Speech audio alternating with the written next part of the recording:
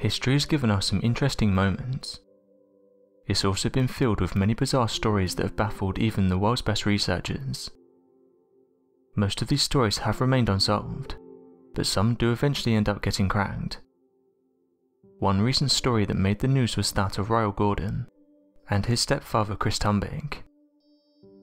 Their story was featured around the world because they discovered a missing woman by mistake. A teenage boy and his stepfather had their hunting trip turn into a rescue mission. This was after spotting a help sign etched on a dirt road near Hayden in Idaho. Ryle Gordon, who was at the time 15 years old, and his stepfather Chris Trumbich were on a hunting trip heading to that day's last trail on Saturday at around 4:30 p.m. While out at their spot, something caught their eye. They noticed that there was a help sign, and figured it could have been written by a local lady who'd been reported missing for 2 days. Gordon recalled seeing a post on Facebook from the office of the sheriff about a missing person named Katie Ogle, and imagined she could have been the one who wrote the plea for help.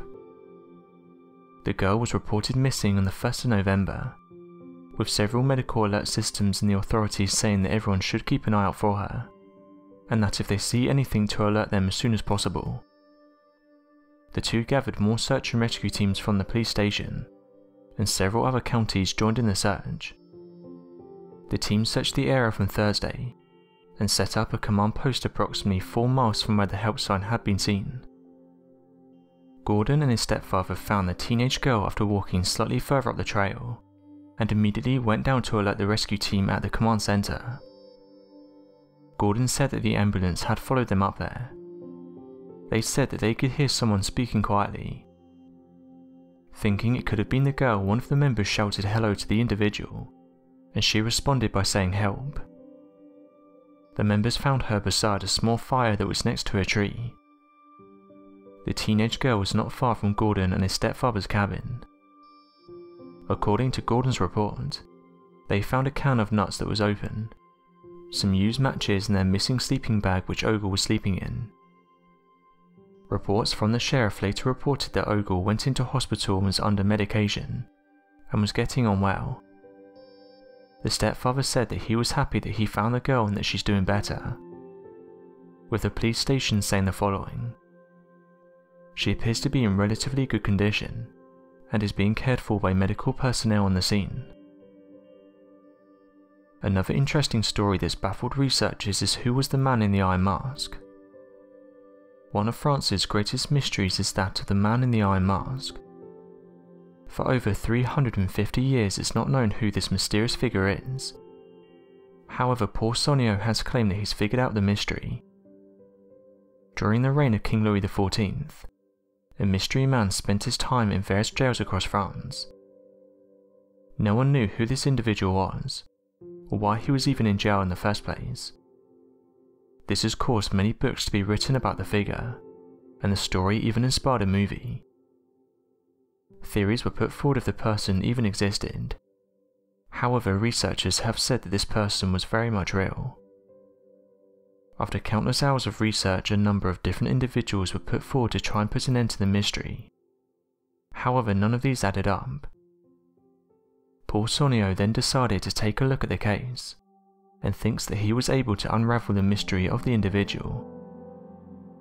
The Iron Mask Man was arrested in 1669, and spent over 30 years in prison.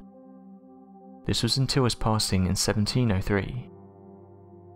According to Sonio, the identity of the man has long been a mystery, and this was because he hid his face for the majority of his life, even throughout his time in prison.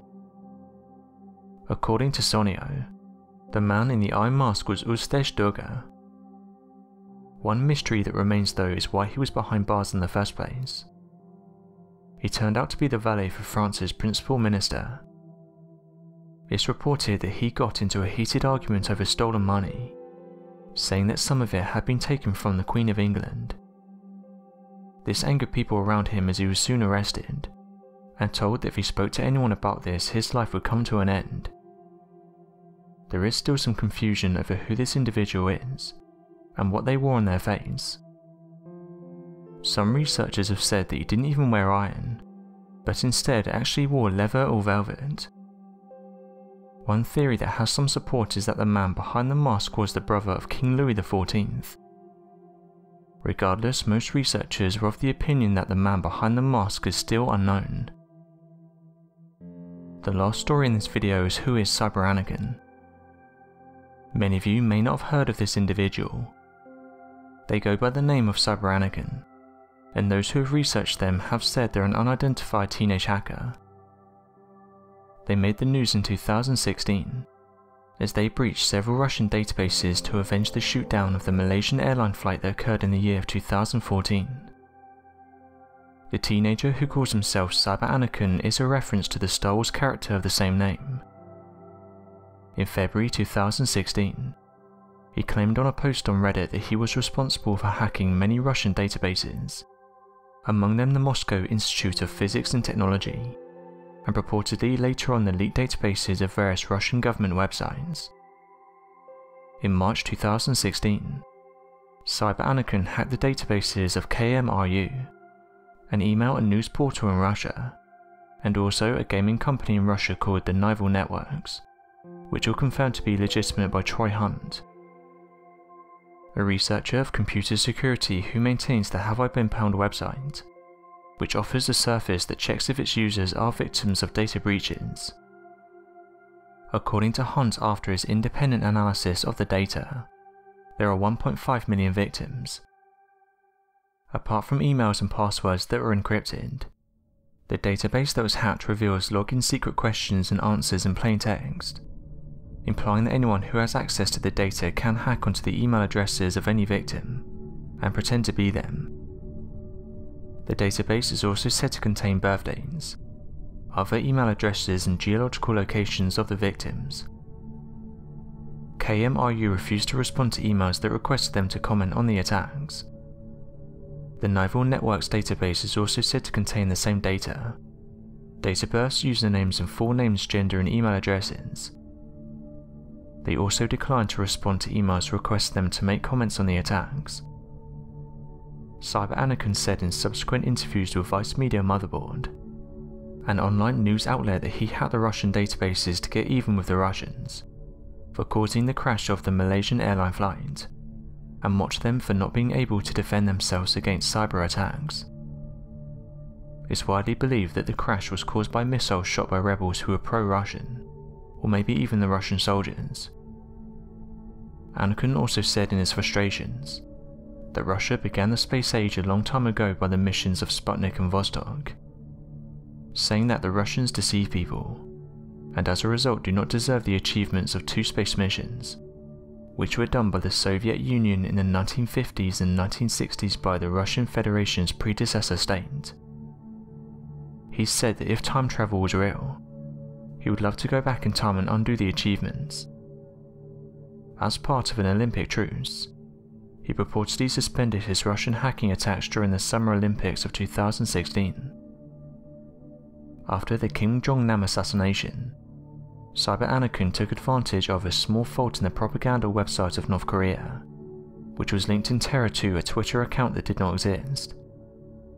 He registered a false name on the same account, posting propaganda that was anti-regime.